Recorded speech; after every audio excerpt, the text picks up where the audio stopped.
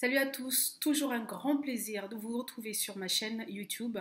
Je suis ravie de vous retrouver aujourd'hui pour partager avec vous une expérience que j'ai vécue il y a plus d'une année, une expérience qui m'avait terrassée, une expérience qui m'avait vidé de mon énergie et que je viens partager avec vous afin que vous puissiez vous en inspirer et peut-être passer à l'essentiel dans votre vie, ne pas vous focaliser sur ce qui peut vous nuire.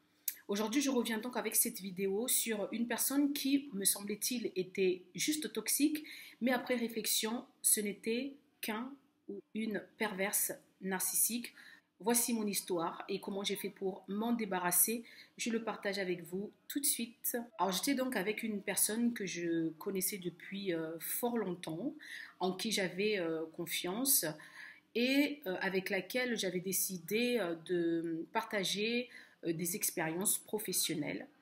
Et il s'est avéré que la personne était toute contente et moi d'ailleurs j'étais contente de pouvoir partager ces expériences professionnelles avec elle, mais ses objectifs n'étaient pas du tout comme les miens, du moins me dépassaient complètement. Une personne qui ne cessait de me dévaloriser, de me rabaisser, de me prendre mon énergie en me reprochant des choses, de me responsabiliser sur des choses que je ne devais pas encaisser, en fait, qui n'étaient pas du tout de ma faute. Mais tous les jours, j'avais des reproches pour tout et n'importe quoi.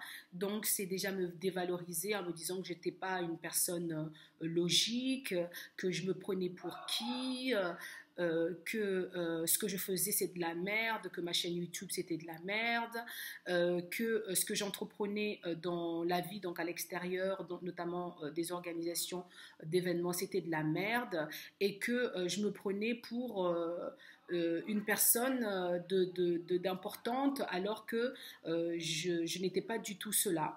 Me reprocher ma manière de penser, me reprocher ma manière de réfléchir, m'empêcher carrément de réfléchir, c'est-à-dire que quand je pensais à quelque chose et que je lui en parlais, elle voulait savoir, avant que ça sorte de ma bouche, elle voulait savoir déjà ce que j'avais dans le cerveau. C'était arrivé à ce point, c'était arrivé au point aussi où elle m'enlevait les mots de la bouche, c'est-à-dire que à peine je terminais des phrases, qu'elle me volait ma phrase. Je ne sais pas si vous me comprenez, mais quelque chose de logique, elle avait besoin de le répéter et je ne comprenais pas trop en fait pourquoi elle reprenait des phrases qui sont miennes. Je me disais, bon, bah, c'est pas grave, ça va passer. Mais plus le temps est passé, et plus je me disais que c'était pas possible d'être avec une personne comme ça, qui chaque jour est dans le conflit, chaque jour cherche la guerre, c'est-à-dire que c'est une personne qui n'aime pas la paix. Une petite chose, tu aurais le malheur de lui reprocher ou de faire une petite critique, et cette critique devenait la première, puis la deuxième guerre mondiale, plus la guerre froide mélangée. Tu ne comprenais pas pourquoi des petites choses prenaient une telle proportion, alors que toi, tu étais là pour bien faire les choses. Et ses reproches incessants de ne pas lui avoir dit, de lui cacher des choses, alors que toi dans ta tête ou dans ton cœur, c'est ouvert, quoi, c'est clair, même tu auras beau lui dire, il aura toujours l'impression que tu lui caches quelque chose. C'était des reproches, puis des insultes, puis euh, des choses vraiment insupportables, et je me suis mise à l'écart. J'étais vraiment de mauvaise mine, moi qui a l'habitude d'être très joviale, qui a une joie de vivre naturelle, qui aime les gens. Et ben j'avais l'impression que je me recroquevillais, que j'étais chez moi, je n'avais plus envie de sortir. Elle me mangeait complètement le moral, elle me mangeait mon cerveau. Elle voulait en fait retourner mon cerveau pour que je sois comme elle est, en fait, que je ne sois pas comme je suis. C'est-à-dire, elle voulait retourner mon cerveau comme une crêpe, en fait. Elle voulait la retourner. Et le jour où je me suis dit non, ça suffit, c'est le jour où elle m'a reproché les petites choses qu'elle m'a données, que ce soit une craie, que ce soit un stylo, que ce soit une banane, que ce soit un jour où j'ai mangé chez elle. Elle me les a reprochés et là j'ai dit non, stop, ça suffit. Je ne peux pas vivre avec cette personne, même si c'est une personne que je portais dans mon cœur depuis plusieurs années, mais je ne peux plus. Je m'aime assez, j'aime ce que je suis pour ne pas qu'on vienne démonter mon cerveau, qu'on vienne démonter tout ce que j'ai construit depuis 36 ans. C'est pas possible. Donc j'ai tout quitté, j'ai abandonné la personne en question et je me suis dit non, stop. Et quand je suis partie, la guerre a commencé là. D'ailleurs, la guerre, c'est quoi? C'est que ce genre de personnes, en fait, ne supportent pas qu'on les défie, ne supportent pas qu'on est comme une proie, donc ne supportent pas que quand ils ont mis leur gond, ils ont mis les griffes, que tu puisses t'échapper, parce que justement, quand ils s'échappent, pour eux, c'est un échec, parce que ils se nourrissent avec vous, ils se nourrissent en vous voyant dans un mal-être. C'est comme ça qu'ils peuvent vivre.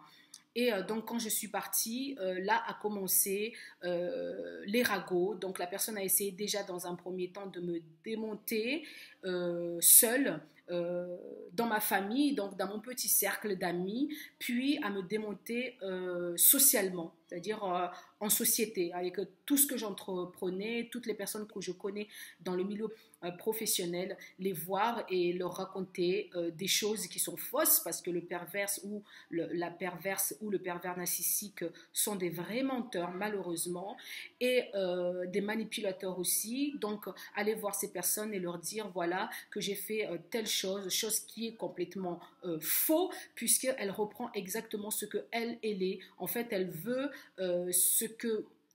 elle veut me faire endosser ce que elle est pour pouvoir prendre ce que moi je suis et être ce que je suis.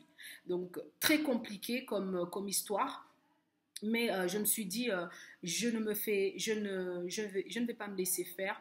Je suis partie. Donc la première chose que j'ai fait, c'est la fuite. J'ai pris la fuite.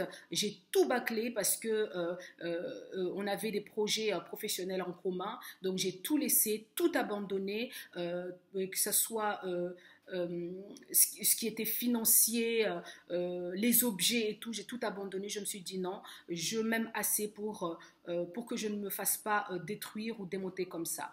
Donc je suis partie et là a commencé, donc la personne a commencé à me donner parfois m'appeler et me dire excuse-moi je me suis trompée ou bien à faire en sorte à être dans des endroits où moi je suis et me regarder mal et à un moment carrément tu as peur quoi parce que tu te dis mais est-ce que cette personne-là ne va pas me tuer, est-ce que tu as peur quoi quand tu vois, tu as des frissons de peur quoi, tu as la chair de poule parce que tu as peur de cette personne qui en apparence paraît être une personne normale mais que derrière, elle n'est pas humaine en fait, c'est un robot, tu vois, c'est un robot, c'est une personne qui n'a pas de cœur, c'est une personne qui oublie en fait que vous avez partagé des choses, c'est une personne qui oublie qu'il y a eu une histoire entre vous, même amicale entre vous, elle oublie ça et elle te détruit comme si de rien n'était, comme si vous ne vous étiez jamais connus, comme s'il n'y avait eu aucun lien entre vous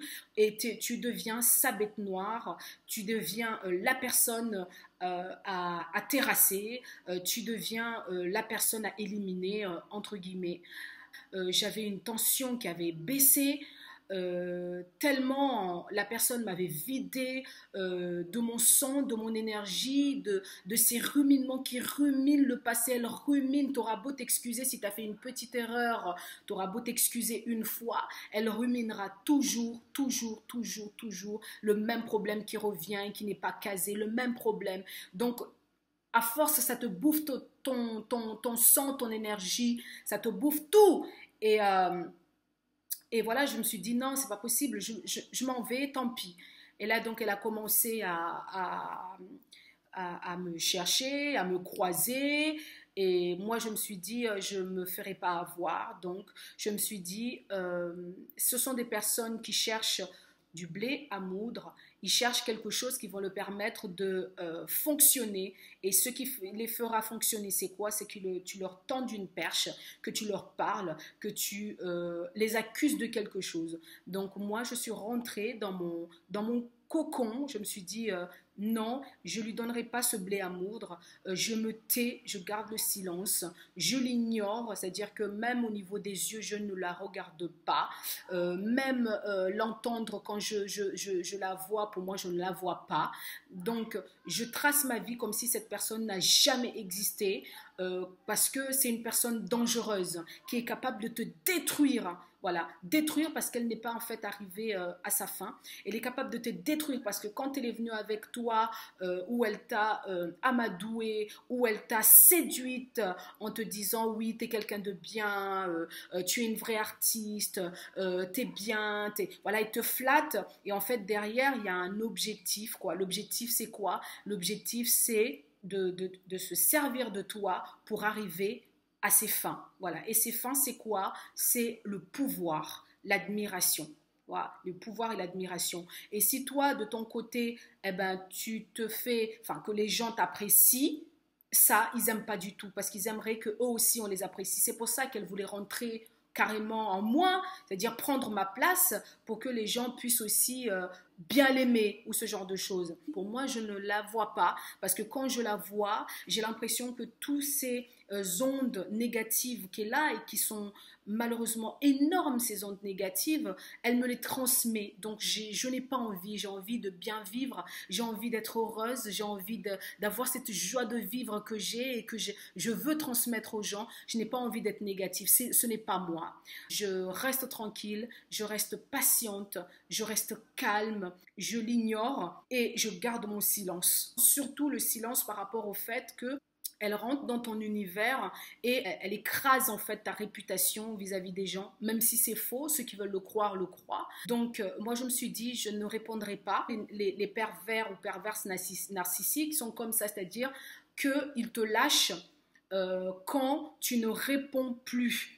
C'est-à-dire quand tu as tout coupé et que peu importe qu'il fasse, tu restes dans ton silence, tu restes dans ton ignorance, eh bien ça ne leur plaît pas parce qu'ils ont besoin de conflits pour exister. Ils ont besoin de conflits pour se sentir vivre, pour se sentir vibrer, c'est ce qui les fait vibrer. Et quand tu ne leur donnes pas ça, ils te lâchent donc petit à petit et ils vont chercher une autre proie. Et par cette proie-là, ils vont essayer justement, c'est la même stratégie, c'est l'amadouer, c'est lui faire des cadeaux, c'est la séduire et après la séduction, c'est pour qu'elle arrive à ses objectifs. Et si l'autre justement refuse qu'on soit sur elle avec les gants, avec les griffes sur elle, eh bien, elle refera exactement la même chose, te détruire dans ton cocon familial, te détruire dans la société, dans les endroits où tu avais tes contacts et tout. Ce qui me semblait intéressant aujourd'hui, c'est de dire que le pervers narcissique, en fait, c'est une personne qui n'a pas confiance en elle, c'est une personne qui se sent totalement, qui se dévalorise, c'est une personne qui n'a pas d'estime en elle et qui veut l'avoir grâce à une personne qui brille sans prétention, mais une personne qui brille ou qui a un talent, qui a quelque chose encore en fait qui n'est pas commun. Là-dedans qui vont puiser l'énergie parce qu'au fond d'eux, c'est un vide. Et ce vide est dû, c'est pour ça qu'on ne peut pas leur en vouloir finalement, il faut juste partir et prendre la fuite. Ce vide est dû dans son enfance, dans ce qu'elle a pu vivre, dû au père, parce que pervers, ça vient aussi du père, c'est-à-dire le père a dû l'abandonner, a dû la mettre de côté, elle a vu des choses traumatisantes, elle a vu, et ça on ne peut pas lui en vouloir. Vous voyez, on ne peut pas lui en vouloir. Mais vous n'êtes pas non plus un médecin, vous n'êtes pas psychiatre, vous n'êtes pas psychologue et vous devez absolument partir si vous voulez conserver votre joie de vivre, votre manière de penser, votre manière de vivre, votre liberté. La chose aussi qui l'intéresse surtout, c'est de vous isoler, justement faire en sorte à ce que tout le monde soit contre vous pour que vous ayez du mal à vivre. Parce que c'est que cet isolement est votre aile ailes, en fait, votre liberté, c'est ce qui vous permet de voler, voyez. Et donc, quand elle va vous couper les ailes, eh bien, vous resterez là, vous ne bougerez pas, et c'est là qu'elle va prendre son malin plaisir à rire, à savourer la vie. Ce que je vous suggère, c'est de fuir physiquement et après de fuir mentalement. Mentalement, c'est quoi? C'est justement de couper tout ce qui a trait à cette personne, de l'ignorer complètement, de garder le silence et de faire comme si vous n'existez pas, faites comme si vous n'étiez pas là et que elle n'était pas là. Voilà. Et la troisième chose, ce serait de vous reconstruire, de comprendre que vous vous êtes fait vampiriser, parce que c'est un peu ça, ce sont des vampires, et vous vous êtes fait vampiriser. Maintenant, comment faire pour vous en sortir? Et comment faire pour vous en sortir? C'est de continuer votre chemin, de restructurer cette confiance que vous aviez en vous, c'est de continuer vos activités, c'est de continuer la vie comme si de rien n'était, même si quelque part, ça restera toujours un petit peu dans votre tête parce que vous ne comprenez pas comment un être humain peut emmener une personne à sa destruction. Et dites-vous aussi que c'est une expérience qui est effectivement négative, mais c'est une expérience aussi qui vous rehausse, c'est-à-dire c'est une expérience qui vous montre l'importance que vous avez, parce qu'en général les personnes qui sont sujets aux pervers narcissiques, ce sont des personnes qui ont beaucoup d'empathie, donc ils sont très modestes et cette modestie apparaît parfois comme un manque de confiance. Cette expérience en fait vous donne l'importance de ce que vous êtes. C'est-à-dire que vous avez un talent caché, que vous avez quelque chose que certaines personnes n'ont pas et que c'est une richesse.